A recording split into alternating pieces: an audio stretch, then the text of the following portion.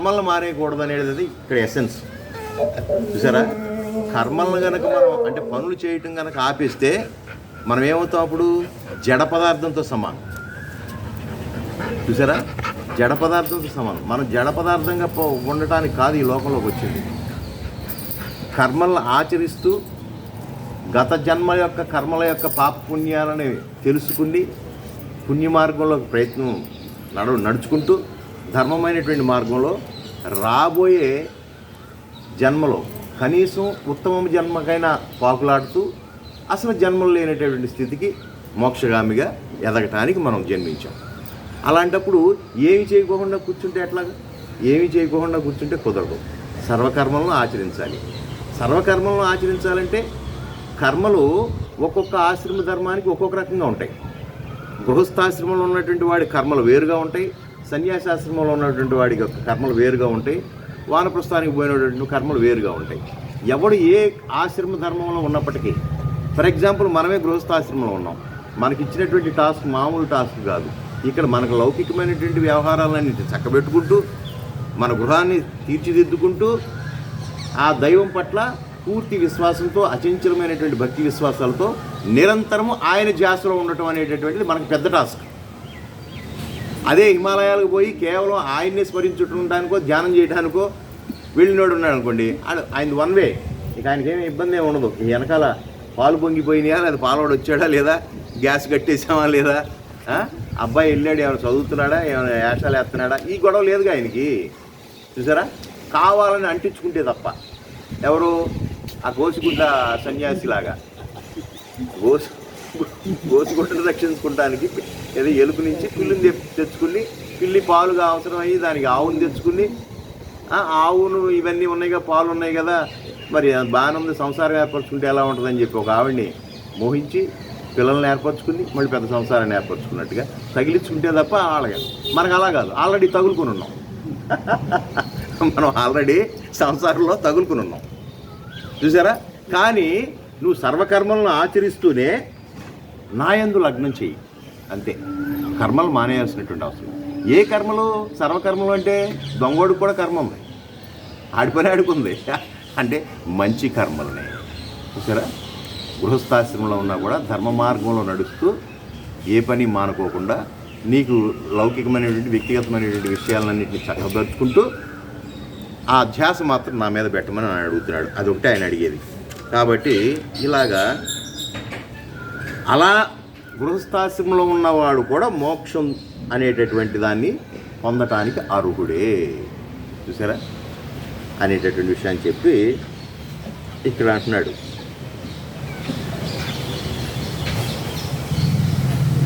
సమస్త కర్మ కార్యములు ఆచరించుతుండినను భగవంతుణ్ణి ఆశ్రయించి భగవత్ స్మరణ కలిగి ఉండినతో లేక భగవత్ ప్రీత్యర్థముగా ఆయా కర్మలు చేయుచుండినతో మోక్షం లభించు. మన పాయింట్ ఆఫ్ వ్యూలో వర్క్ చేయడం కాదు ఇక్కడ. మనం అనుకున్నాం మనకి ఎన్టీ రామారావు గారికి తెరవడం పెద్ద గొప్పే ఉంది, పాత సినిమాల దగ్గర నుంచి చూస్తానున్నాగా. ఆ ఎంటోడికి మనం తెలియాలి. అట్లాగే భగవంతుడి దృష్టిలో మనం ఉండాలి. మన దృష్టిలో భగవంతుడి ఉండటం పెద్ద విశేషం కాదు. ఎందుకంటే చిన్న మోడు గుచ్చుకున్నా ఎక్కడున్నావు నాయన, అది ఆ కరిరాజు 18 రోజులు పోరాడిన తర్వాత నువ్వు ఎక్కడున్నావు అని అడిగింది కదా, మనం వెంటనే అడుగుతాం కళ్ళమ్మ నీళ్ళు రాగానే. చూసారా, అట్లా కాదు. అవసరార్థం దేవుడు స్మరించుకుంటాం కాదు ఇక్కడ. ఆయనే నేను, నేనే ఆయన అనేటటువంటి స్థితికి ఎదగాలి అనేటటువంటి విషయాలను చెప్తూ ఇక్కడ భగవత్ ప్రీత్యర్థం చేయాలి ఏ కర్మ అయినా సరే. చూసారా, భగవంతుడు మెచ్చుతున్నాడా అనేట ఒక క్వశ్చన్ వేసుకోవాలి. ఏది చేసినప్పటికీ అది చేసే దానిలో భగవంతుడు మెచ్చుతున్నాడా. చూసారా, అదేదో బాగుంది, వడ్డించారు, చక్కగా తిన్నాము, అంతా బాగుంది, వెళ్ళేటప్పుడు టాటా చెప్పుకుంటూ బయటకు వస్తూ మెల్లిగా స్పూను శుభ్రంగా కోట్లు లాల్చీలో వేసేసుకున్నాడంట. బంగారు స్పూను లేదా వెండి స్పూను బాగుందంట డిజైన్. అంటే కొంతమందికి కొన్ని అలవాట్లు ఉంటాయి. ఎంత పెద్ద గొప్ప కుటుంబాల్లో పుట్టినా కానీ వీక్నెస్లు ఉంటాయి. ఈ వీక్నెస్ ఎవరిదో కాదు, ఈ లార్డ్ మౌంట్ బాటన్ అనే ఆయన ఒక విందిస్తే నెహ్రూ గారు చేసిన పని అది. సామాన్యమైన విషయం కాదు.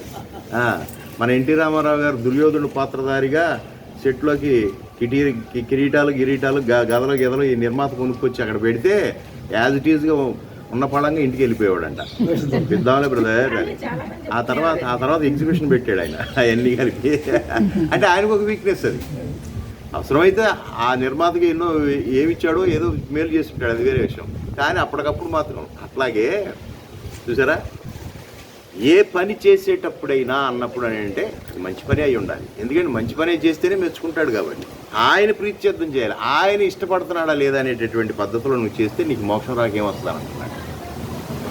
గృహస్థాశ్రమంలో ఉండి కర్మ మార్గంలో నడుస్తూ కూడా మనం మోక్షానికి అర్హులమే. అంటే ఆ ఎవడో 3 అంగుళాలు గోసిపుచ్చుకుని పెట్టుకుని ఆ హిమాలయాలకు వెళ్తేనే మోక్షం వస్తుంది అని అనుకుంటాం అనేది రాంగ్ నోషన్ అని మోడర్న్ శ్రీకృష్ణుడు చెప్తున్నాడు. శ్రీకృష్ణుడు సనాతుడే, కానీ ఆయన భావాలన్నీ మోడర్న్. ఇది మనకు అప్లికబుల్లా కాదా? We are also eligible.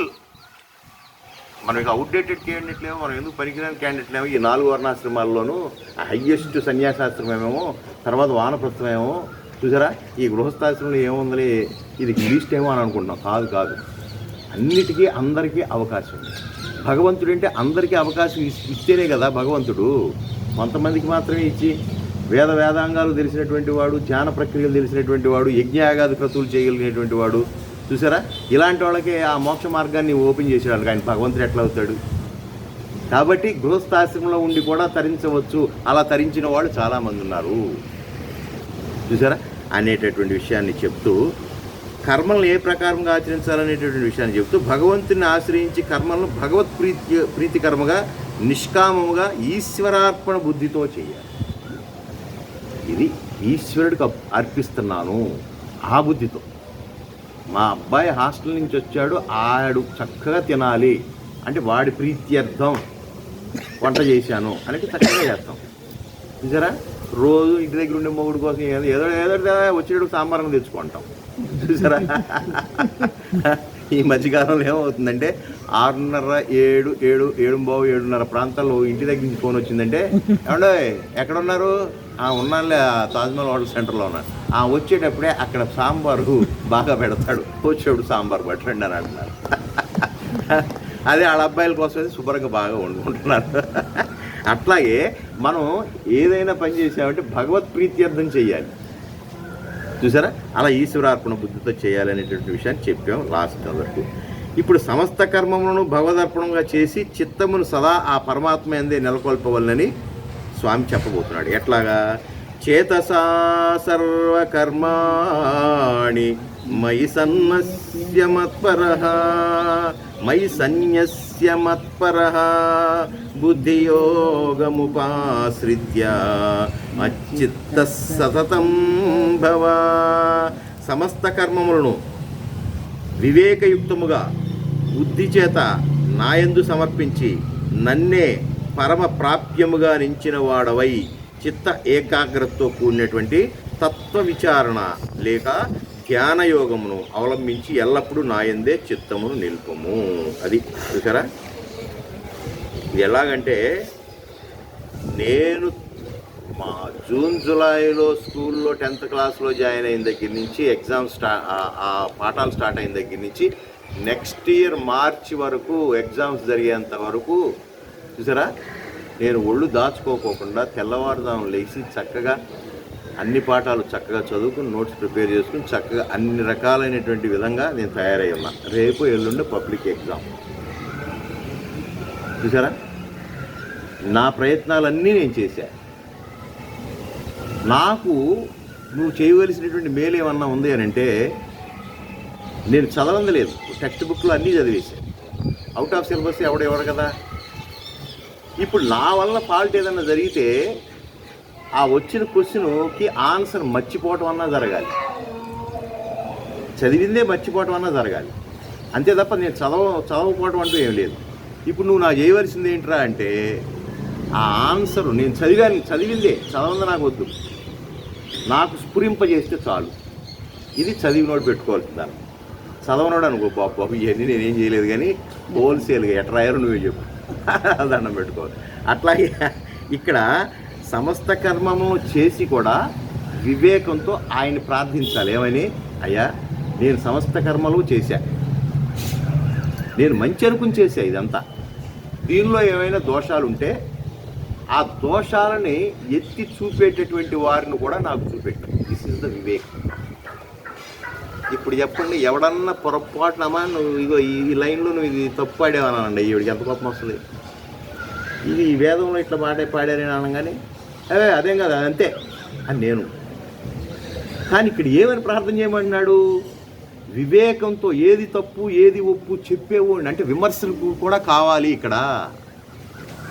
చూసారా, మనం మంచి పని అని చెప్పి చేసాము, దానిలో కూడా లోటుపాట్లు ఉంటే ఎత్తి చూపెట్టి ఇది సరి చేసుకోండి అన్నవాడు కూడా నాకు కావాలి. ఇంత వివేకం మనకు రావాలంటే ఎంత ఓపిక, ఎంత వైరాగ్య బుద్ధి, ఎంత ఇగో చంపేసుకుని ఎంత సాత్వికమైనటువంటి బుద్ధి అలవర్చితే కానీ మనకి ఈ వివేక జ్ఞానం రాదు. లేకపోతే నువ్వు చెప్పింది నేను తింటాను, కూర్చోమయ్యా నీకేం తెలుసు కానీ 40 years ఇండస్ట్రీ నాది అని అంటే వెంటనే, బాబు నువ్వు 40 కాదు 400 years ఇండస్ట్రీ అయినా ఇది తప్పు అని తెలుసు, కానీ దాన్ని వినం. ఎప్పుడైతే అటువంటి వివేకం కనుక వచ్చిందో, విచక్షణ వివేకం అనేటటువంటిది, వైరాగ్యం అనేటటువంటిది, ఇవి ఆధ్యాత్మిక చింతనాగ్రస్తులకి చాలా అవసరం. అందరికీ అవసరం, ఒక వ్యాపారస్తుడికి కూడా అవసరం. ఏంటయ్యా అంతే ఢిల్లీ వెళ్ళి 6 పెట్టి తెచ్చేవేంటయ్యా, ఇలా దొరుకుతుంటే 1 town విజయవాడ దొరుకుతుంటే అన్నాడు అనుకోండి, ఎలా నీకేం తెలుసు ఢిల్లీ నుంచి తెచ్చారంటే తెచ్చావు, నేను ఇక్కడే తెచ్చా అదే మోడలు, నువ్వు అమ్మినా నేను అమ్మినా ఆ 10 రూపాయలు వేసుకుని అమ్మాల్సిందే. కానీ నేను కొనుగోలులోనే నాకు ట్రావెలింగ్ తప్పింది కదా, వినాలిగా మరి, అప్పుడు వింటాం. అట్టగా అరే నేను ఎంత నష్టపోయాను, అయ్యో 2-3 బేళ్ళు తెప్పించేసానే ఢిల్లీ నుంచి అనవసరంగా, ఆ విషయాల్లో వింటాం. కానీ కాస్త కూస్తో జ్ఞానం, ఇంత జ్ఞానం ఉంటే మాత్రం వినం. ఆధ్యాత్మిక జ్ఞానం ఇంతున్నా చాలు. అంతేనండి, ఆ పుస్తకంలో అట్టాగే రాసి ఉంది, వాదిచ్చేస్తుంటాం. ఇది దాన్ని చక్కగా అవునా కాదా అని విచారణ చేసేటటువంటి విధానం.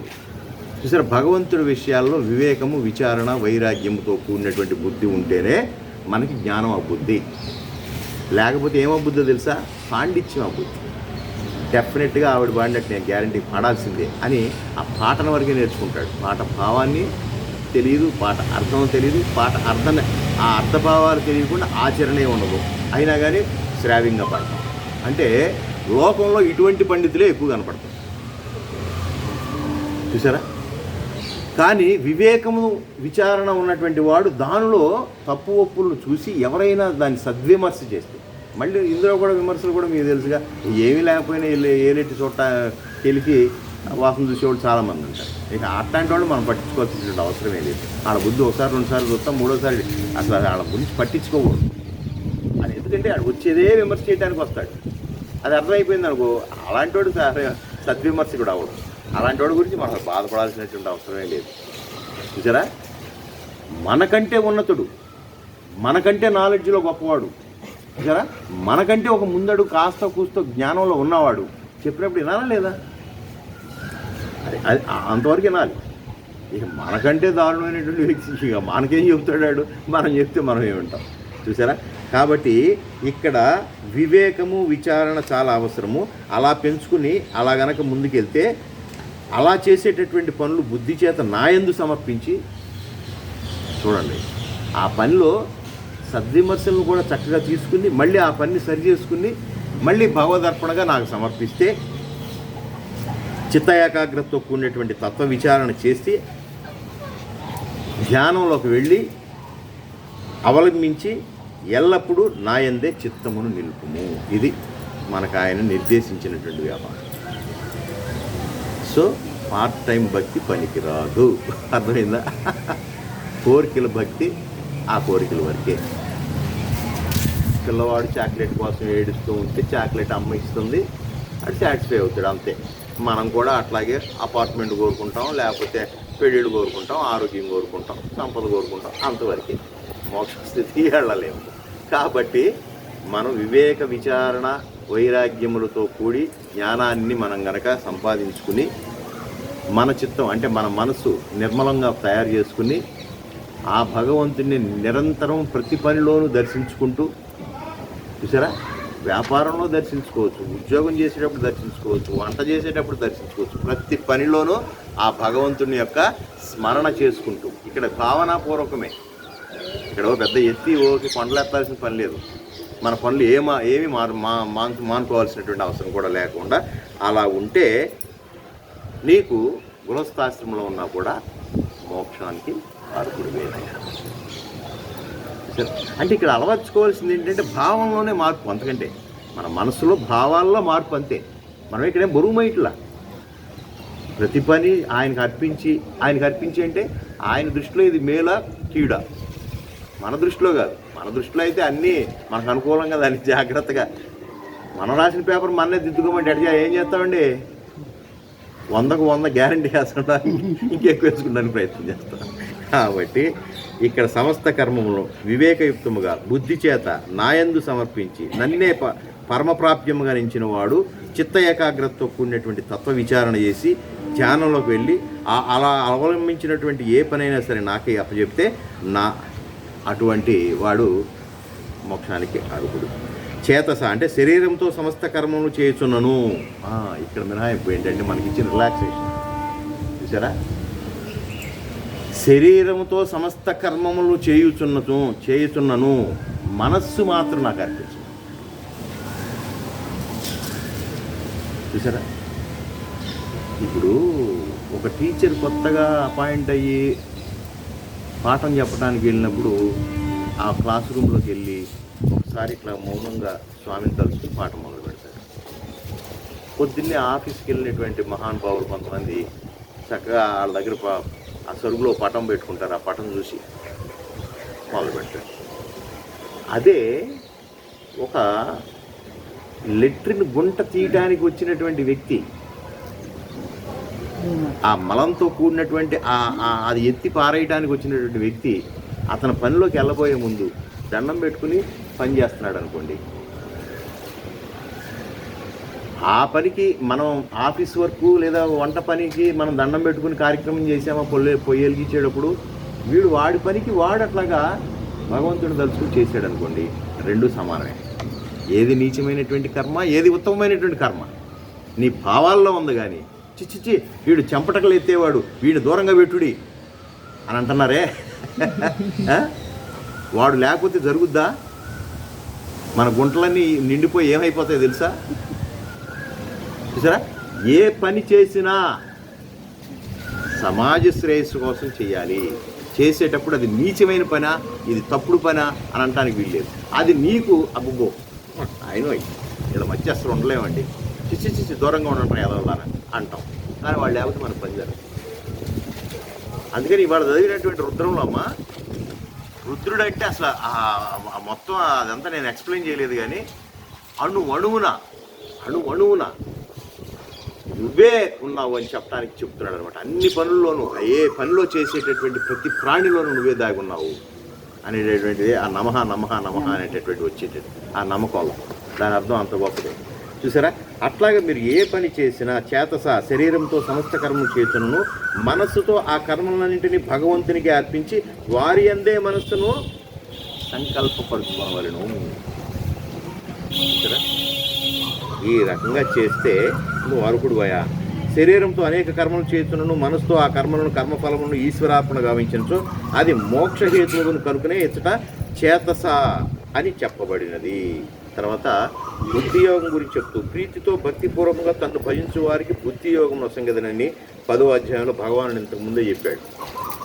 అది భగవంతుడంటే ఇష్టం ఉండాలి.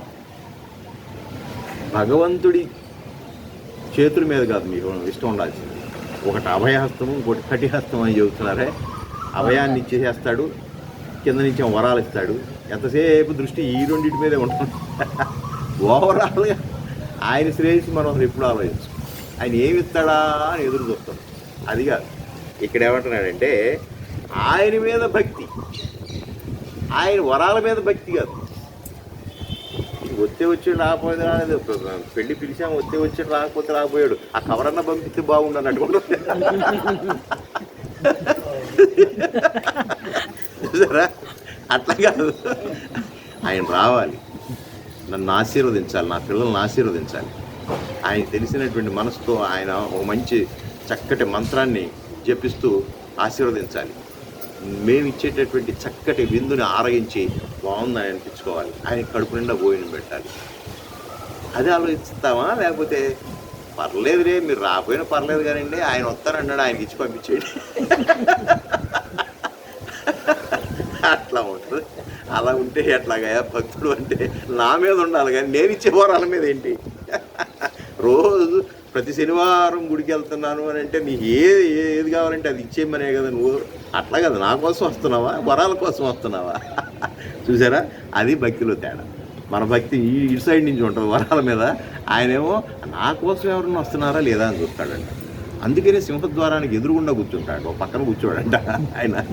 చెప్తుంటారు కొంతమంది, సింహద్వారంకి ఎదురుగుండా కూర్చుని ఉంటాడు సింహాసనం వేసుకుని. నా కోసం ఎవడన్నా వస్తున్నాడంటే అబ్బే అవ్వదు, ఆయన కోసం ఎవరు వెళ్తలేదంట. ఎందుకోసం వెళ్తున్నాం? అప్లికేషన్స్ ఇవ్వడానికి వెళ్తున్నాం. అది చెయ్యి, ఇది చెయ్యి, ఇది చెయ్యి, అది చెయ్యి. చూసారా? అట్లాగా. అలా కాకుండా బుద్ధితో, ప్రేమతో నన్ను భజించు వారికి ఆ రకమైనటువంటి ఏకాగ్రతతో, చిత్త ఏకాగ్రతతో, తత్వ విచారణ శక్తి అతనికి భగవత్ కృపచే కలుగు. అది అటువంటి వాడి, భగవంతుడి పట్ల ప్రేమ ఉన్నటువంటి వాడికి భగవత్ కృప కలుగుతుంది తప్ప భగవంతుడు ఇచ్చేటటువంటి చాక్లెట్ల గురించి వెళ్ళేటటువంటి వాడికి కాదు. అయ్యి ఇస్తాడు, అది ఇస్తాడు కానీ అసలైంది నువ్వు అడగలేదు కదా. ఏంటి అసలైంది? అది కదా, మరి అది అడగట్లేదుగా. అది ఎవడన్నా అడుగుతున్నావు వెళ్ళి? ఏ గుడికి వెళ్ళినా కూడా ఇవాళకి అదే ఇలాగ మామూలు దేనిదానికి సొల్యూషన్స్ ఉంటాయి. ప్రతిదానికి ఒక సొల్యూషన్ మనం కనుక్కుంటాం. అది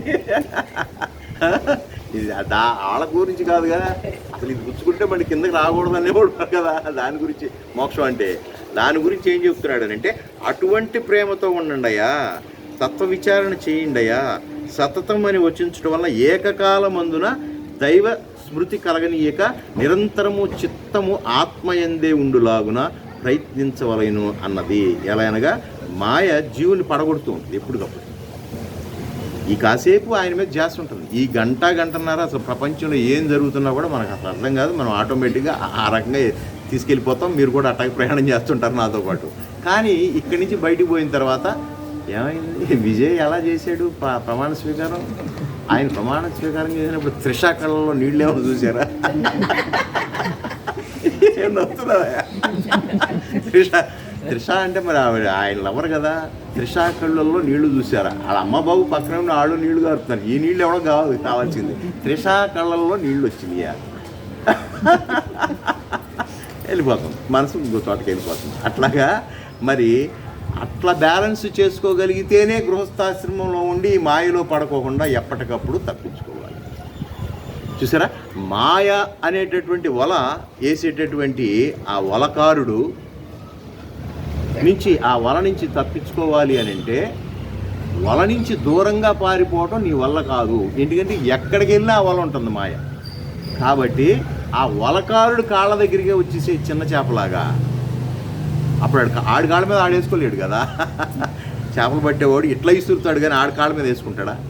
అట్లాగే నువ్వు ఈ ప్రపంచంలో, ఈ మాయా ప్రపంచంలో నువ్వు ఎక్కడికి పోయినా కానీ ఈ మాయ నిన్ను ముంచేస్తుంది. కాబట్టి భగవంతుడి యొక్క పాదాలను ఆశ్రయించు. సరే, అది భగవంతుడి యొక్క పాదాలను అందుకు పట్టుకోవాలి. ఎందుకు పట్టుకోవాలి? మాయ అనేటటువంటి తెర నా మీద పడకూడదు. మాయ అనేటటువంటి వల్ల నేను ఇరుక్కుపోకూడదు. సరే, లేనిపోని భ్రమలెన్నో కల్పిస్తావు.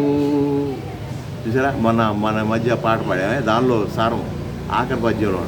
చూసారా, ఎప్పుడైతే ఈ మాయకు లోనవుతూ ఉంటామో ఇదంతా శాస్త్రయ కాదు, దేవుడే ముఖ్యం అని చెప్పి మళ్ళీ ఇటు వస్తాం. మళ్ళీ ఇటు రాగానే ఇటు వస్తాం. ఆ మధ్యలో చెప్పినట్టు సత్యం గారు మిఠాయి కొట్లో ఏగ గనక వెళ్ళి మిఠాయి మీద హాయిగా చక్కగా ఆ బెల్ల పాకాన్ని చక్కగా సపరిస్తూ ఉండగా ఈ లోపల గుడ్మెన్పేట నుంచి చక్కగా ఏది జంతు కళేబరాలతో కూడినటువంటి మున్సిపాలిటీ ట్రక్ వస్తే ఈ శుభ్రంగా ఇక్కడ తింటుంది కదా ఈ స్వీటు, ఇది మళ్ళీ ఎగిరేసి వెళ్ళిపోయి మళ్ళీ దాని మీద వాలి అది కూడా రుచి వస్తుందంట. అట్లాంటి జీవితాలంట మనకి. ఒక్కోసారి ఇటు బాగానే ఉంటాం, మళ్ళీ అటు వెళ్ళిపోతుంటాం, అటు ఉన్నటువంటి చిరాకు పుట్టి మళ్ళీ ఇటు వస్తుంటాం. కాబట్టి అట్లా కాదు, నువ్వు ఏ పనిలో ఉన్నా కూడా నన్ను స్మరించు. చూసారా, కట్టుకోడి పని చేస్తూనే దేవుడిని పూజిస్తూ ఉంటాడు. వాడి కొట్లో కూడా నీకు దేవుడు ఉంటాడు. కట్టుకోడు ఉంటారు కదా, కట్టుకు నడిచేవాడు దైవంగా భావించాడు. అట్లాగే నువ్వు ఈశ్వరార్పణ బుద్ధితో చెయ్యి అనేటటువంటి విషయాన్ని చెబుతూ ఇక్కడ ఇంకొక మాట అంటున్నారు, మత్పరహ ప్రపంచమందరి సమస్త దృశ్య పదార్థములు నశ్వరములు. మనకు కనపడేటటువంటిది, ఇవాళ కనపడుతున్నటువంటి చెట్టు, పుట్ట, బిల్డింగు ఏదైనా సరే, మీరైనా నేనైనా ఎవరైనా సరే కాలంలో కలిసిపోవలసిందే. ఇంత నూలు పోగు కూడా మిగలదు. పరిణామ క్రమంలో ప్రతిదీ మార్పుకు గురవుతుంది. పెద్ద పెద్ద బండలే కరిగిపోతాయి, మట్టి మారిపోతూ ఉంటుంది. అక్కడ దాకెందుకు, మనలో ఉన్నటువంటి అణువులతో పేర్చబడినటువంటివి 21 రోజులకు ఒకసారి మొత్తం లోపల ఉన్నటువంటివన్నీ డెడ్ సెల్స్ పోయి మళ్ళీ కొత్త సెల్స్ పుడతూ ఉంటాయి. నిరంతరం లోపల డెడ్ సెల్స్ చచ్చిపోతూ ఉంటాయి, పెరుగుతూ ఉంటాయి. చూసారా, అంటే మార్పుకు గురి కానిటువంటి పదార్థం కానీ, వ్యక్తి కానీ, జీవి కానీ ఈ లోకంలో లేడు. చూసారా, ఎటువంటి పరిస్థితుల్లో 3 కాలాల్లోనూ మారనటువంటి సత్యమైనటువంటిది, నిత్యమైనటువంటిది, శాశ్వతమైనటువంటిది అదే ఆత్మ. ఆ ఆత్మేమో మనం కంటితో చూడలేము. అందుకని నువ్వు అప్పుడు ఉన్నావు, ఇప్పుడు ఉన్నావు, రేపు ఉంటావు ఆత్మరూపంలో అనేటటువంటి ఒక ఎరుకతో మనం ఉండాలి అనేటటువంటి విషయాన్ని చెప్తూ, పరమాత్మను పొందుటకై జీవుడు ఏం చేయాలయా, ఇంతకీ చిత్తముతో సమస్త కార్యములను భగవంతునికి అర్పించి. నువ్వు వంట చేసినా సరే, ఇందాక అనుకున్నట్టుగా పెంట పని చేసుకుంటున్నా సరే, మన మనస్సు మాత్రం భగవంతునికి అర్పించాలి. అసలు ఒక రకమైనటువంటి పుస్తకం చదివిన ఆశ్చర్యంగా, శివుడు పార్వతి ఆ డ్యాన్స్ గురించి వర్ణిస్తూ చెప్తారన్నమాట. అట్లాగే భార్యాభర్తలు మేట్ అయిన సందర్భంలో కూడా భగవంతుడు దేవీ దేవతల్లాగా ఊహించుకోవాలట. ఊహించుకుని రమిస్తే గనక పుట్టే పిల్లలు కూడా బ్రహ్మాండంగా హత్య చేస్తుంటారు. అలా ఋషులు చేస్తారట. చూసారా, దాని తాంత్రికమైనటువంటి ఉపాసనలో కొంతమంది ఆ విద్యలను కూడా నేర్పుతుంటారు. మనం సాత్వికంగా ఉన్నాం కాబట్టి ఆడి జోలికి పోవద్దు. కానీ విషయం ఏంటంటే, అంత డీప్గా నేను నువ్వు అనేటటువంటి రెండు లేకోకుండా, చూసారా, తనువు మనస్సుని ఏకం చేసుకుని చేసేటటువంటిది. ఆ తనువు మనసుతో ఏకం చేసుకుని చేసేటటువంటి ఏ పనైనా భగవంతుడికి అర్పిస్తే అసలు పాపం లేదు, పుణ్యం లేదు. చూసారా, ఆ ఉరేసేటటువంటి తలారి స్వామి దండం పెట్టుకుని తెల్లవారుదామన 3:45 ఆ ఖైదీకి ఉరేస్తాడు, చంపుతాడు. చంపేటప్పుడు ఒకసారి దండం పెట్టుకుంటాడు. చూసారా, అది అతని ఖాతాలో పడదు ఆ పాపం. అట్లాగా నువ్వు చేసే ప్రతిదీ నాకు అర్పించు. అది మంచి చెడు, ధర్మం అధర్మం అనేటటువంటిది నీకే తెలుసు. ఎందుకంటే నా కోణంలో నువ్వు ఆలోచిస్తున్నావు కాబట్టి. ఇలాగ మనుషుడు దేన్ని పరమప్రాప్యముగా ఎంచుకోవాలను అంటే, పరమాత్మ వారు శాశ్వతులు కనుక ఆయన్నే మనం శాశ్వతంగా ఎంచుకోవాలి. నిరంతరము చిత్తము దేని యందు లగ్నమై ఉండాలి అని అంటే పరమాత్మ యందే లగ్నమై ఉండాలి. అది పరమాత్మ యందే లగ్నం. ఈ ప్రకారంగా భగవంతుని యందు చిత్తం నిలుకొల్పే వారికి భగవద్ అనుగ్రహం ఎందుకు రాదు? సమస్త దుఃఖాలు కూడా తొలగిపోవు అని నేను చెప్తున్నాను కదా, మీరు వినండి అని చెప్తూ, మచ్చిత్త సర్వ దుర్గాణి మత్ప్రసాదాత్తరిష్యసి అధచేత్వమహజ్ఞారాన్న శ్రోష్యసి వినంక్షసి. నాయందు చిత్తమును చేర్చిన వాడివైతే బేబీ, నా అనుగ్రహం వల్ల సమస్త సాంసారిక దుఃఖములు కూడా దాటగలవు. అట్లుగాక అహంకారం వల్ల నా ఈ వాక్యములు వినకుండువేవి తెలుసు. ప్రతిదీ ఆయన మీద భారం వేయాలి. ఆయన మీద భారం వేస్తూ మన ప్రయత్నం మన ప్రయత్నం చేసే క్రమంలో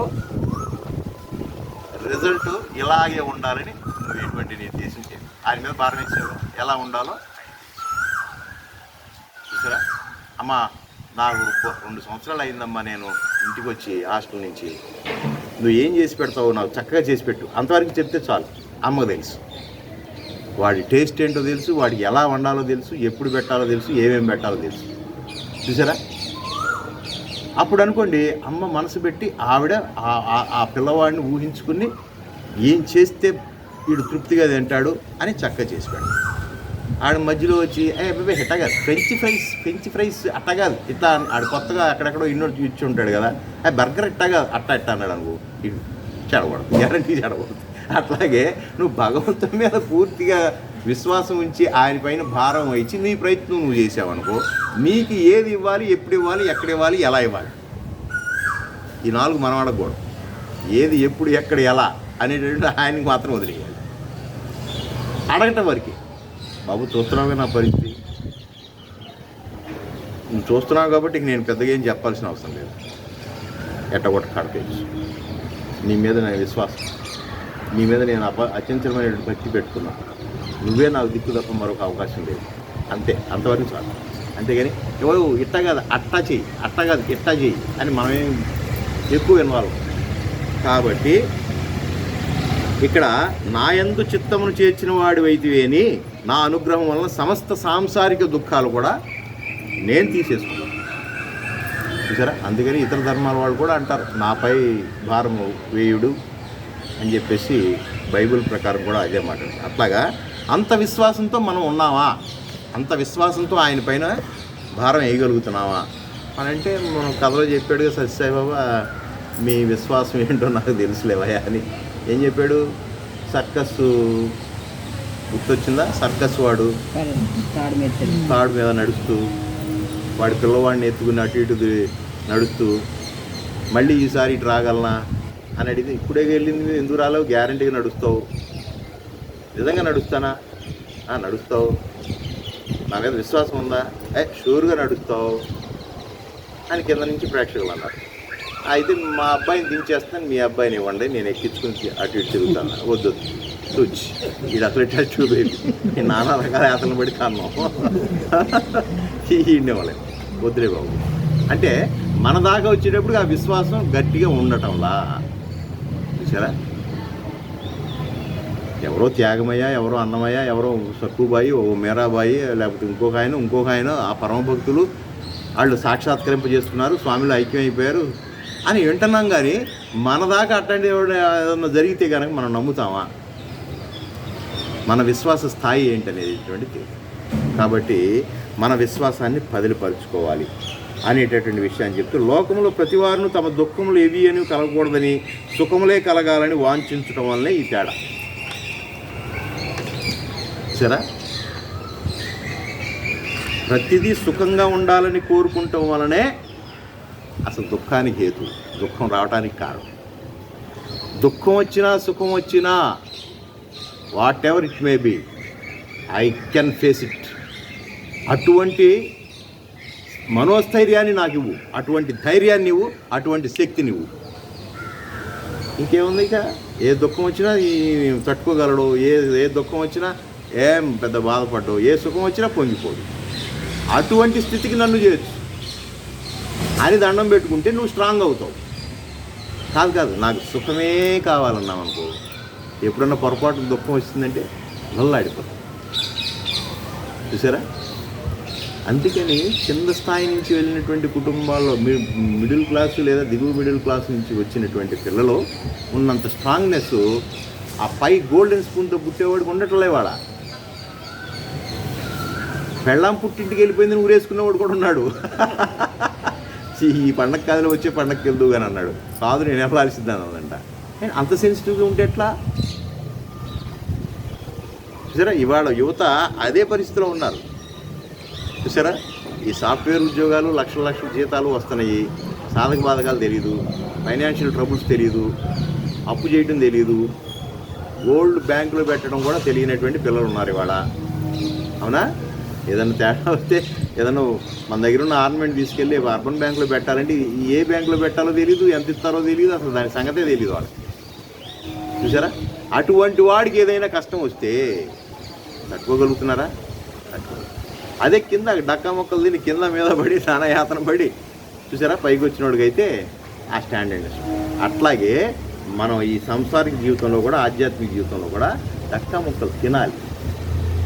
అన్నీ సుఖంగా కావాలి, అన్నీ నాకు సుఖంగా కావాలని దండమే పెట్టుకోకూడదు. నాకు ఏది సూటబుల్లో అది చెయ్యి.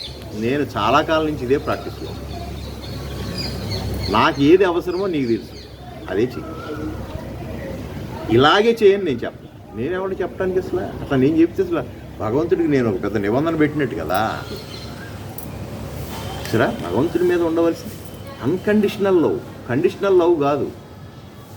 కండిషనల్ లవ్ అంటే ఇచ్చిపుచ్చుకునే వ్యవహారం. ఇది ఒక కండిషన్ ఏర్పడిపోయినట్టు, ఒక క్లాజ్ ఏర్పరచుకున్నట్టే.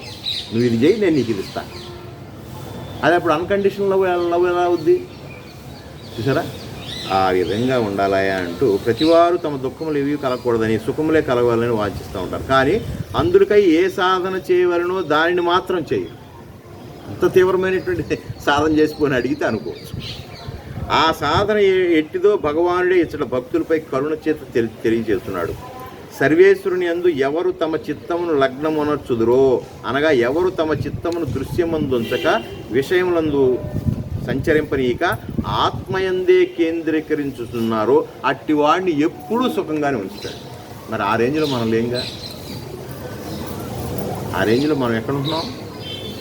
ఆ మిఠాయి మీద వాలిన వాళ్ళు మిఠాయి మీద కూర్చోవాలి కదా. మిఠాయి మీద కూర్చోకుండా మళ్ళీ మున్సిపాలిటీ బండి మీద వాళ్తుందా లేదా మనసు? చూసారా? మరి ఇట్లాంటి వాడికి ఎట్లా కుదురుతుంది? ఇలాంటి వాడికి సుఖాలు ఇవ్వాలి, కష్టాలు ఇవ్వకూడదు అని అడిగే అర్హత లేదు. చూసారా? ఆ నిత్యము నా యందే నీ మనసు లగ్నం అయ్యి ఉంటే కనుక పోనీ నువ్వు అలా కోరుకున్న దానిలో అర్థం ఉంది. నిత్యం నీకు సుఖాలు ఇవ్వడానికి కూడా ఛాన్స్ ఉంది. నువ్వు అట్ట కాదే ఇటు కాసేపు అటు కాసేపు గొంతులు వేస్తున్నావు అంటే కాసేపు లోకం కావాలంటున్నావు, కాసేపు లోకేశ్వరుడు కావాలంటున్నావు. లోకము కావాలి, లోకేశ్వరుడు కావాలి. రెండు పడవల మీద ప్రయాణం చేయడానికి సిద్ధంగా ఉన్నాం. ఈ మోటార్ సొసైటీలో ఏది స్పీడ్గా వెళ్తే అది ఎక్కడానికి. చూసారా? ఇటువరకు ఏమనేవాళ్ళు, రెండు పడవల మీద అయితే పంగ బౌలుద్రోయ్ అనేవాళ్ళు. ఇప్పుడు అట్టా కాదు. ఇప్పుడు ఏం చెబుతున్నారు వీళ్ళు? రెండు పడవల మీద డాడీ కాలేసుకుని ఉంచుంటే ఏది ముందు బయలుదేరితే దానిలోకి జంప్ అయిపోవచ్చు. గోపిలాగా, గోడ మీద పిల్లి వాటంలాగా. అందుకని మీ పాత రోజులు అట్టండి, ఇప్పుడు కొత్త రోజులు ఇలా ఉందన్నమాట. కాబట్టి రెండింటి మీద వేయాలి, అవసరమైతే మూడింటి మీద కూడా వేయాలి. మూడో దాని మీద ఖర్చు చేస్తాడు. ఏది ముందు బయలుదేరితే దాన్ని ఎక్కుదామని చూస్తాడు అనమాట. అట్లా ఆధ్యాత్మికంలో కుదరదయా. చూసారా? అది లౌకికంలో కుదురుద్ది. ట్రైన్లో సీట్లు ఆపినట్టు. ఎట్లాంటి వాళ్ళు రోజు డైలీ సార్ ఇచ్చేసేవాళ్ళు. ఆడెక్కేది నిడమానూరులో, ఆపేది ఇక్కడి నుంచే. అవునా కదా? 2-3 స్టేషన్లు 4 స్టేషన్ల తర్వాత ఇంకా దారుణం సత్యనారాయణపురం ఎక్కేవాడి వరకు కూడా ఇక్కడి నుంచి ఆపుతుంటారు వీళ్ళు. అలా కుదరదయ్యా అని చెప్తూ దుర్గాణి అంటే దుర్గమనగా కోట, ప్రతిబంధము అని అర్థము. మాయ జీవుని చుట్టూను పెక్కు అడ్డుగోడలను, దుఃఖములను, ఆటంకములను, విఘ్నములను ఏర్పరిచి రెడీగా కూర్చుంది. అందుకని దుర్గాదేవి అంటే దుర్గములను తొలగించేటటువంటి దేవి. అంటే దుర్గములు అనేటటువంటి అజ్ఞానంతో కూడినటువంటి పెద్ద పెద్ద కోటలను కూడా తన ఖడ్గం చేత అమ్మవారు నశింపజేసి జ్ఞానాన్ని ఇచ్చి ముందుకు తీసుకెళ్ళేటటువంటిది దుర్గామాత. చూసారా? అందుకని దుర్గం. అటువంటి దుర్గాలని మనం విఘ్నాలను ఏర్పాటు చేసి ఉంటుంది. సంసార సుఖములచే జీవుని కట్టి వేసింది. చూసారా? మనం సుఖము అన్నాము అని అంటే సేఫ్టీ జోన్లోకి వెళ్ళిపోయినట్టే. సేఫ్టీ జోన్లోకి వెళ్ళిపోయామంటే పొరపాటున సేఫ్టీ జోన్లో నుంచి బయటికి రాలేము. సేఫ్టీ జోన్ నుంచి బయటకు వస్తూ ఉండాలి, కష్టాలను ఫేస్ చేయాలి, మళ్ళీ అప్పుడు సేఫ్టీ జోన్లోకి వెళ్తూ ఉండాలి. ఇలా కనుక ఉంటే కనుక పర్వాలా. కానీ నిత్యం సేఫ్టీ జోన్లో ఉందాము అనుకుంటే మాత్రం ఏదో ఒక రోజున పక్షి పెట్టినటువంటి గూడు కూలిపోతే మళ్ళీ ఆ గూడును పెట్టుకునేటటువంటి టాక్టిక్స్ ఆ పక్షి పిల్ల గనక నేర్చుకోకపోతే దాని గూడు చెదిరిపోయినట్టే. చూసారా? అందుకని కొన్ని పక్షులు గూడు పెట్టి ఆ గుడ్లు పెట్టి పిల్లలు అంత అయిన తర్వాత వాటికి రెక్కల మీద కాస్త బొచ్చు వచ్చిన తర్వాత గూడుని తన కాళ్ళతోనే చెరిపేసేసి వెళ్ళిపోతారు. ఎందుకంటే ప్రశాంతంగా అమ్మగట్టింది కదా గూడు అని చెప్పేసి దానిలోనే కూర్చుంటాయండి. ప్రకృతిలో ఎలాంటి జీవులు ఉన్నాయి చూడండి. అది ఏదైతే కట్టిందో గూడు మళ్ళీ అదే చెడిపేస్తుందంట. ఎప్పుడైతే ఒక్కొక్క పుల్ల తీసి అవతల బారేస్తే ఉంటాయో అప్పుడు ఈ ఒక్కోటి తప్పనిసరి పరిస్థితుల్లో ఎగరటం నేర్చుకుంటాయి. సరే, ఎంత మాయ అసలు ఎంత ఎంత ప్రకృతి ఎంత భయంగా ఈ విషయాలు చూసి ఏంటంటే భలే ఉంటుంది చూడండి. అదే కనుక అది పెట్టిన కూడా అలాగే ఉంచిందనుకో, ఇక దానిలోంచి ఎగరటం నేర్చుకో. సేఫ్టీ హ్యాపీగా అది ముక్తో తీసుకొచ్చి పెడుతుంది కదా, శుభ్రంగా తింటాయి, కూర్చుంటాయి. చూసారా, అమ్మగారికి ఏదైనా ఎగిరిపోయి మళ్ళీ రాలేదనుకో, ఆ ఆకలితో అలమటి చచ్చిపోతాయి అని చెప్పి వీటికి ఎగరటం ఎట్లా, వీటికి ఎట్లా నేర్పాలి, అదేమో నేర్పలేదు కదా. ఇట్లా ముక్కుతో పుట్టుకుని దాన్ని ఎగురు అనలేదుగా. మనం కనుక సైకిల్ నేర్పడానికి వెనకాల పట్టుకున్నట్టు కుదరదు కదా, పిల్లలకి సైకిల్ నేర్పేటప్పుడు పట్టుకున్నట్టు కుదరదు కదా. అందుకని దాని తెలివితేటలు ఏంటంటే ఆ గూడునే తీసేస్తే పోలా, ఆ గూడుని తోసి అవతల పారేస్తాను. తాడి చెట్టు మీద నుంచి ఆ గూడు కింద పడిపోద్ది అంతే. ఈ కియో కియో కియో కియో కియో అంటే అప్పుడు ఆడిస్తాయంట. అట్టట్ట ఆడిచి ఏదో కొమ్మ మీద చేరుతాయి. నిదానంగా అట్టట్ట ఆడిచి అట్టట్ట 2-3 రోజుల్లో అయి తీరా. అది సాధన. అటువంటి సాధన చెయ్యాలి. కష్టమైన సాధనలో అలా చేస్తేనే ఆధ్యాత్మిక చింతనలో ముందుకెళ్తాం. ఆత్మజ్ఞానాన్ని పొందడంలో సులువు అవుతాం. ఏ సాధన చేయకోకుండా, ఏ ప్రయత్నం చేయకోకుండా, ఏ ధ్యానం చేయకోకుండా 10 నిమిషాలు ధ్యానం కుదరట్లేదు. మన మట్టి బుర్రలకే కుదురుతాయా? కుదురుతున్నాయా? కుదరట్లా. అలాగా అటువంటి దుర్గాలు, అటువంటి ప్రాకృతికమైనటువంటి మాయలో మన పడేస్తూ ఉంటాయా. దుఃఖములను, ఆటంకములను, విఘ్నములను ఏర్పాటు చేస్తున్నాయి. కాబట్టి అవన్నిటిని భేదించుటకు లౌకిక ఉపాయములు పనికిరావు. మాయను భేదింపవలనన్న మాయాధీశుడే శరణ్యము. మాయని నుంచి తప్పించుకోవాలంటే మాయ ఎవరికి ఆధీనమైనదో వాడిని పట్టుకోవాలి. మాయను పట్టుకుంటే కుదరదు. తలారిని ఊరేసుకోకుండా ఎంత శరణ వేడిని ఆడు ఊరుకుంటాడా? గ్యారెంటీకి నా తెల్లారుదాను 3ంటికి లేపి శుభ్రం స్నానం చేయమని చేసి రానాయన వేయంలే, నీకేం ఉరిగిరి ఏం వేయంలే అని చెప్పి కరెక్ట్గా 4:30 నేను ఊరేకేస్తాను. ఎందుకు ఆ డ్యూటీ అది. కానీ ఆ ఊరి నుంచి తప్పించుకోవాలంటే తలారిని కాదు కదా మనం వేడాల్సింది, జడ్జి గారికి అప్లికేషన్. అట్లాగే మాయ భగవంతుడి యొక్క ఆధీనంలో ఉన్నది. నువ్వు పట్టుకోవాల్సింది మాయను కాదు, పట్టుకోవాల్సింది భగవంతుడిని. పట్టుకుంటే ఆగు అని అంటాడు, సైతాన్ ఆగు అంటాడు. ఇప్పుడు ఆడధర్మంలో చెప్పినా కూడా ఆ ప్రభు అయినటువంటి యేసు ప్రభు ఆ సైతాన్ని ఒక్కసారి కనుగుడ్లు ఉరివి ఎడం చేత్తో ఆగు అనగానే ఆగిపోయిందని వాళ్ళు రాసుకుంటుంటారు కదా. అది ఎవరో కాదు, భగవంతుడే. ఆడు చెప్పినా మనం చెప్పినా ఒకటే, కాకపోతే వాళ్ళ వర్షన్ వేరుగా ఉంటుంది. కాబట్టి మాయాధీశుడు, మాయని ఆధీనపరుచుకున్నటువంటి ఆ మహానుభావుడు, ఆ భగవంతుడు, ఆ ఆత్మ, దాన్ని పట్టుకోవయా. కాబట్టి ఈ మాయని తొలగించుకోవాలంటే అది కావున దుఃఖరాహిత్యమునకై, సుఖానుభూతికై పరమాత్మ యొక్క చరణాల వింద్రాలనే పట్టుకోవాలి తప్ప, భగవంతుడిని పట్టుకోవాలి తప్ప సుఖం కోసం, లౌకికమైనటువంటి సుఖం కోసం లౌకికమైనటువంటి వ్యక్తుల్ని కానీ, లౌకికమైనటువంటి వస్తువులను కానీ ఆశ్రయిస్తే నీకు సుఖం ఉండదు. ఒకవేళ లభించినా అది తాత్కాలికమే. చూసారా, ఆ సుఖం అనేటటువంటి భావనలో ఉండాలి కానీ ఆ వస్తువులో లేదు.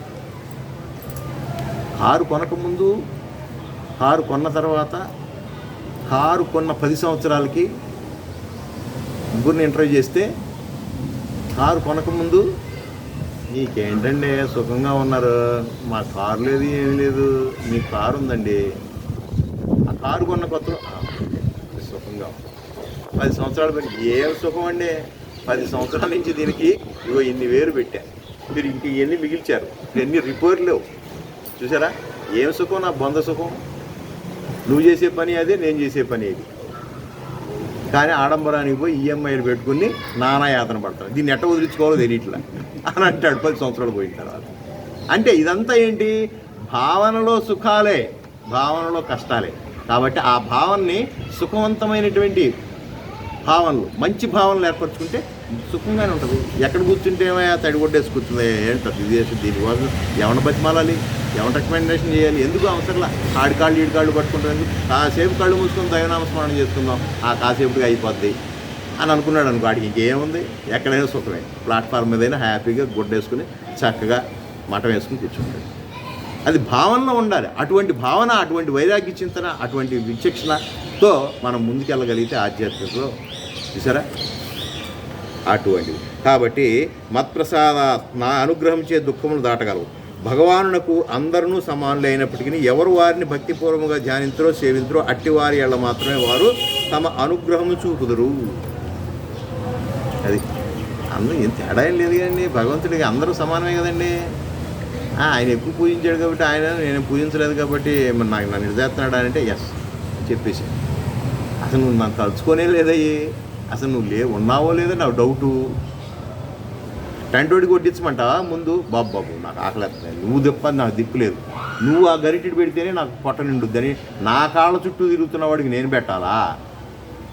ఆయన పెట్టేది ఏంటి చూద్దాం, ఆయనకి ఎవరు పెడుతున్నారని చెప్పి ఒక తత్వాలు పక్కన కూర్చొని విచారణ చేసేవాడు ముందు పెట్టాలా?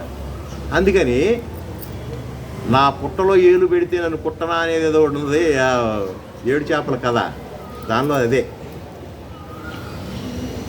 అమ్మ అన్నం పెట్టలేదు, అందుకే గొల్లవాడు ఆ గోవుని వదలలేదు. ఆ గోవు వదలకపోవటం వల్ల వామి గడ్డి మేయలేదు. ఆ గడ్డి మేయకపోవటం వల్ల ఆ మేట అట్లాగే ఉంది. ఆ మేట నీడన ఈ ఏడు చేపలు ఆరబెట్టారు కదా, అందుకని ఆ నీడ వచ్చి ఆ చేపలను ఆరబెట్టలేదు. ఎందుకు పెట్టలేదమ్మా, వాడికి భోజనం పెట్టి తెలిపాడు అంటే నా పిల్లవాడు ఏడుస్తున్నాడు, నేను ఆ పనిలో ఉన్నా.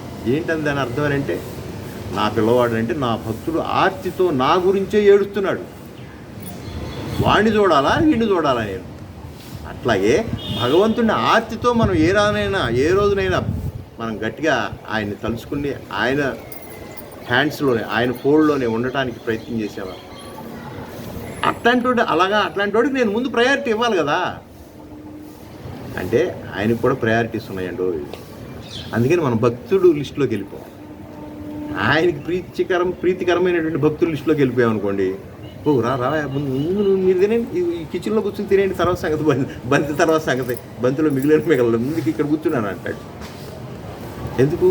ఆయనకి ప్రీత్యర్థంగా తయారయ్యాం కాబట్టి మనం అట్లా తయారవ్వాలి. గుంపులో గోవిందేలాగా ఉండకూడదు, భక్తుల్లో భక్తుల్లాగా ఉండకూడదు, స్పెషల్గా ఉండాలా.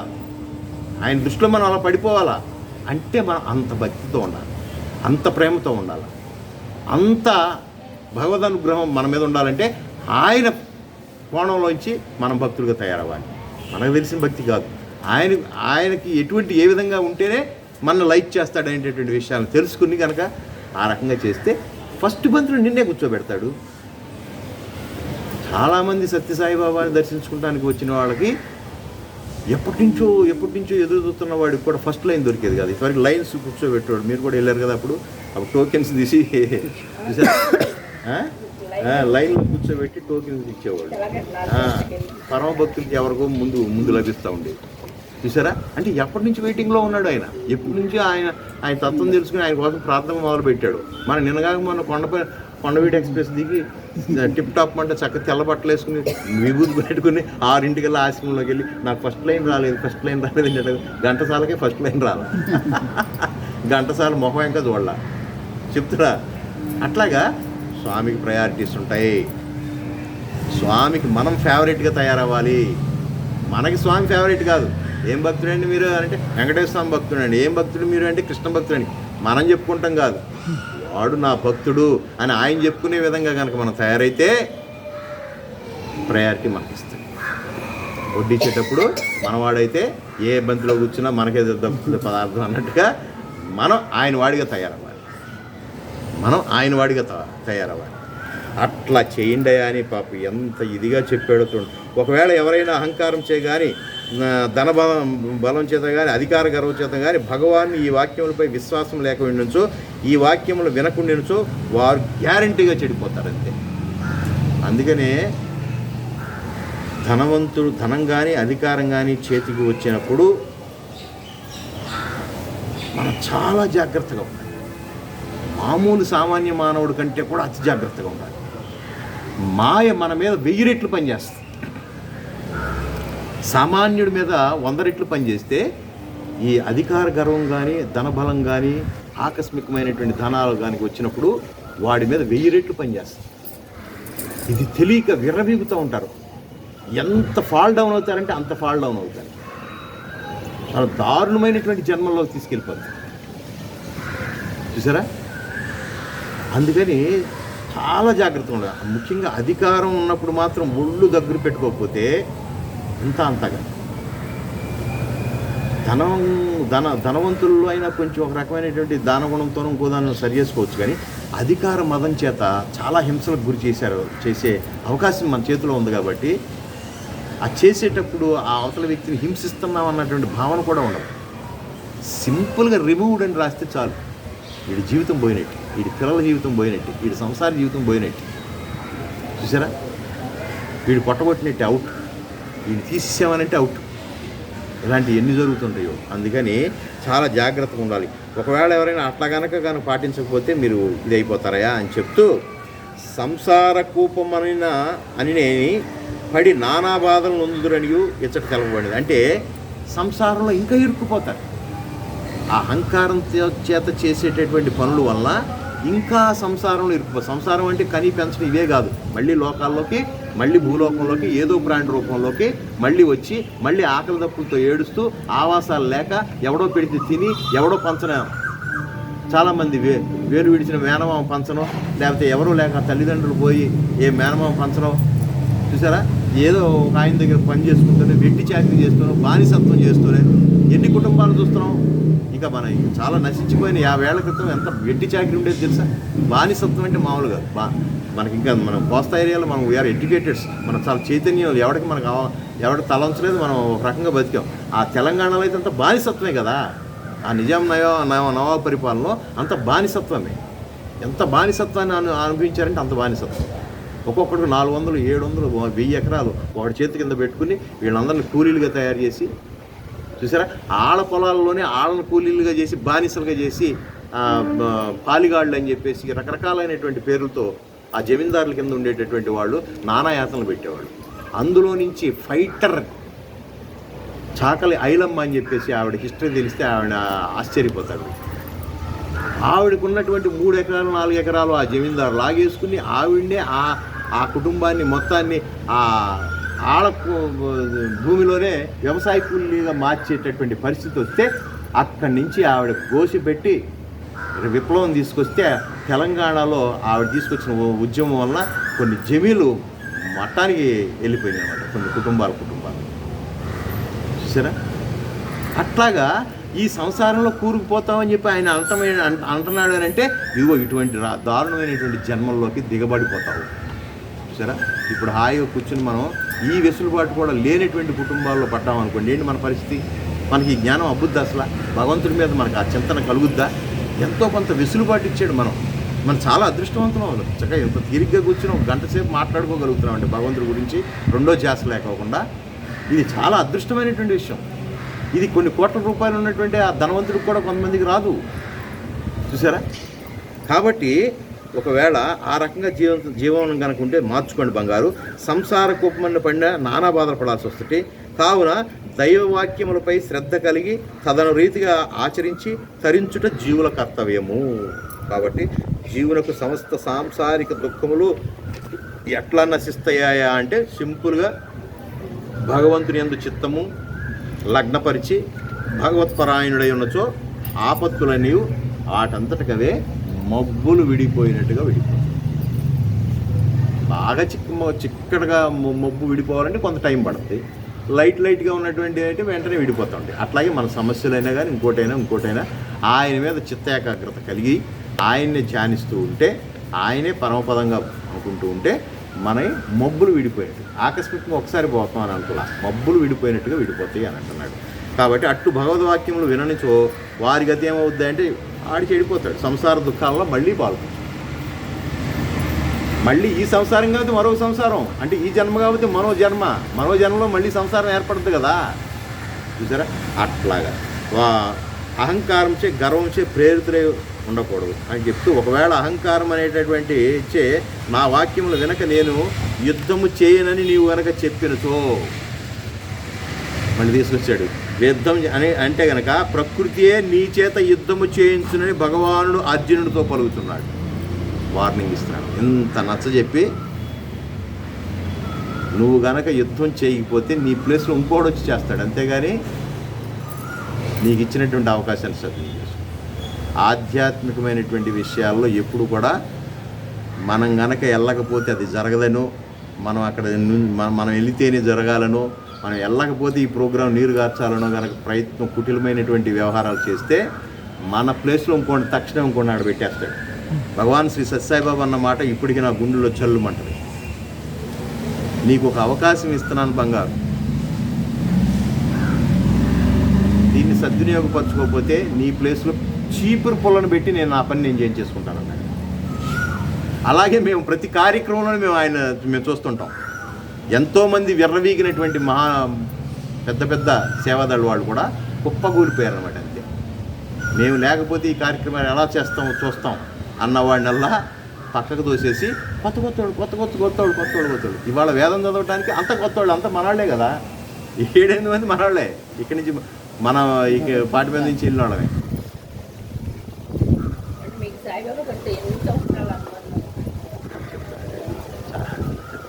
అట్లాగా ఇక్కడ ఆధ్యాత్మిక విషయాల్లో మనం ఎప్పుడు కూడా అశ్రద్ధ చేయకూడదు, ఇంకొకరితో కంపేర్ చేసుకోకూడదు, ఇంకొకరితో పోటీ పడకూడదు. ఇది మాత్రం నాకు పర్సనల్గా బాగా అనుభవమైనటువంటి విషయం.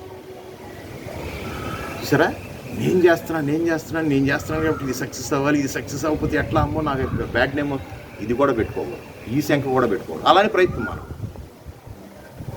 మనం చేయగలిగింది చేస్తూ ఆయన మీద భారం ఏంటి, చేసేది అందరూ ఆయన. అసలు ఇంకొక బెడ్రాక్ విషయం చెప్తాను మీకు, పునాది వంటి రాయి మాట చెప్తాను. ఒక విషయం, ఒక రోజున శ్రీ సత్యసాయిబాబా వారి 75వ పుట్టినరోజు అనుకుంటా. ఆ రోజు ఉదయం నుంచి సాయంత్రం వరకు చాలా కార్యక్రమాలు, చాలా బిజీ ఆయన కార్యకర్తలు, ట్రస్ట్ సభ్యులు అందరూ చాలా బిజీ కార్యక్రమాల్లో ఉన్నారు, సేవా కార్యక్రమాలు. సాయంత్రం మళ్ళీ 6-7 ఆయన మళ్ళీ దర్శనానికి రావాలి కదా. ఈ ట్రస్ట్ సభ్యుడు చెప్తున్నాడు, ఏమని, స్వామివారు పొద్దున్న నుంచి అలసిపోయారు కదా మీరు, పొద్దున నుంచి మీరు పబ్లిక్లో ఉన్నారు, బోల్డెన్ కార్యక్రమాల్లోనే ఉన్నారు కదా, శారీరకంగా చాలా అలసటగా ఉంటుంది. ఈ పూటకి మీరు దర్శనానికి రాకుండా హాయిగా రెస్ట్ తీసుకోండి అని చెప్పాడు. మంచి మాట చెప్పాడుగా, మాకు మంచి మాట చెప్పినట్టుగా అనిపించింది కదా. ఆయన శ్రేయస్సు దృష్టిలో పెట్టుకుని ఆయన అలసిపోయి ఉంటాడేమో అని పాపం ఈ భక్తుడు